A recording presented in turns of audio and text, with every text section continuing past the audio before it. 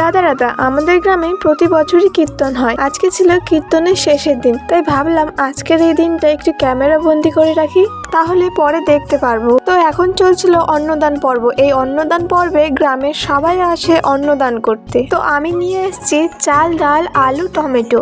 আমি যেগুলো নিয়ে এসেছি সেগুলো যে নিয়ে আসতে হবে সেটা না, যার যেটা ইচ্ছা বা সামর্থ্য সবাই নিজের ইচ্ছে মতো আনে। তারপর রাতে ছিল সন্ধ্যা আরতি। এই সন্ধ্যা আরতিতে গ্রামের মেয়ে বউরা সবাই খুব সুন্দর করে সেজে আসি। তো এখানে আমরা এখন ভান্ডারির ঘরের সামনে দাঁড়িয়ে আরতি করছিলাম। তারপর যেখানে রান্না হয় সেখানে গিয়েছিলাম সবাই, সেখানেও আরতি করলাম। আমাদের গ্রামে বড় অনুষ্ঠান বলতে কীর্তনই হয় 4 দিন ব্যাপী, তাই এই কীর্তনের দিনে আমরা সবাই নিজের ইচ্ছে মতো সাজি প্রাণ খুলে এখানে অনেকক্ষণ নাচ গান করার পরে চলে এসেছিলাম প্রসাদ নিতে। আজকের প্রসাদে প্রথমেই ছিল লুচি, পায়েস, মিষ্টি, তারপর খিচুড়ি আর আলুর তরকারি। প্রসাদ গ্রহণ করার পরে আমরা আবার চলে এসেছিলাম কীর্তন শুনতে।